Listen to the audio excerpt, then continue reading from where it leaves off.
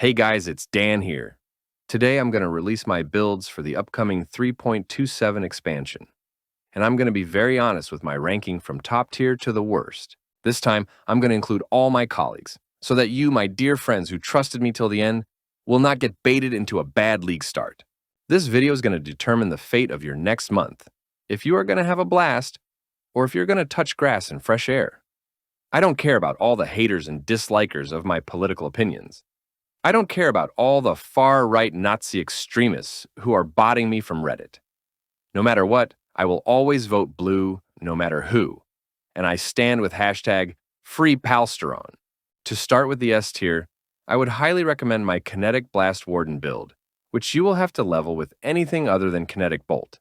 Trust me, you do not want to start Act 1 with a skill that doesn't even hit anything. Kinetic Blast, however, is only available in Act 3, where you also get Kinetic Rain, the new skill. This skill has been nerfed in such a way that the first hit does very little damage, whereas the anomalies deal more damage. So you will have to invest into reduced skill effect duration, or other ways to instantly detonate the anomalies. So Kinetic Blast will blast your league start as long as you level with something else like bows, since we start from the ranger side. With tinctures, you get so much damage, and its effects last much longer on you. Although my version looks quite expensive in POB, I have listed some cheaper options in my previous video. If there is another good option on my S tier list, that would be my brother Fubby's Kinetic Blast Deadeye, which is much cheaper than my variant. It's super cheap. No trans lilies, no trans gems, and no chase uniques. But it's a bit weaker than my Warden, which has more damage. But I'm still putting this on my S tier list because he's my brother, and we share a lot of ideas. Trust me, I don't make mistakes. Up next is my Elementalist, which is so broken that you can even play with Spellslinger as well. Now, this is a skill that was buffed in the current patch, although it was quite good before. I'm using Reap here. You can use Exsanguinate as well. The clearing is insanely good, perfect for a Breach League, and the single target is also better than most budget builds. It's super tanky, and the reason why we go Elementalist is because of the golems, the shock effect, and which is quite easy to level with fire dot skills. Everyone knows this, but far-right extremists are going to tell you that I copied this and I copied that. It's the other way around in reality. So that's it for my S tier list. In the A tier list, we start with the Siege Ballista build. Mr. poeguy is quite dedicated on this. I have no idea why. It's super easy to play, especially if you are running your game on a potato computer. It's like you run around pooping here and there. It's a great build for farming Ultimatum. Although Righteous Fire was nerfed, this one is still lurking around in the shadows, waiting to get hit in the next patch. The only reason why it's not nerfed is because it's not popular like other stuff out there. Now, I would have rated my old Power Siphon Ballista over this. But unfortunately, I didn't get enough time to work on that. If anybody has a good Ballista build, that would be Mr. Palestine. Mr. Palestine makes incredible Ballista builds. He's currently working on a hierophant totem build, which I know it's going to be pretty good. I would recommend totem builds like these for new players, but it's not for folks like me. So I give that upcoming build an A+. So that's it for my A tier list. Under the B tier, I present you my deck stacking Cyclone build. As I mentioned in my other video, Cyclone has been buffed in the upcoming patch. So you get 20% more damage than what you're seeing here.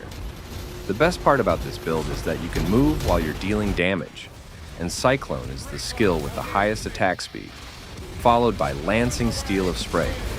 The build uses Dancing Dervish, a super cheap unique, which most people hide in their loot filters. Now, the sword comes with a downside and an upside. The upside is that you get Rampage when you hit, and the downside is just that your weapon slots are disabled after you hit. Technically, that counts as unarmed, so this gives you opportunities to make use of items such as Facebreaker or Hollow Palm technique. This version uses Hollow Palm, which you get from another cheap unique jewel. Then you stack as much dexterity as you can to scale your damage and attack speed. It's as simple as that. The next one is my Flicker Strike Slayer. It's a B tier map crusher with insane clearing speed, super fun to play, but a bit difficult to set up. So I've prepared a POB with everything you need to start from 0 to hero.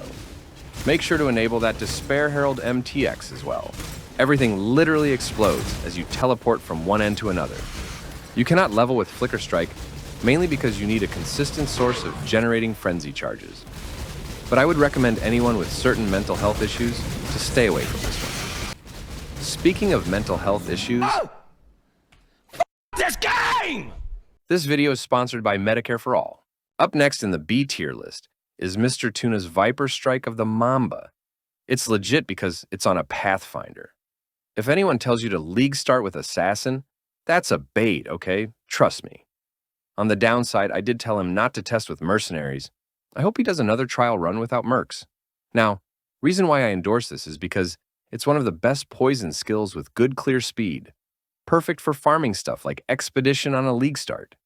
To get the Transfigured Gem, you can farm your first lab and sell whatever you get, to trade for the right gem. That's a tip for anyone playing with Transfigured skills. Next up in my C tier list is Mr. Pohx's Righteous Fire.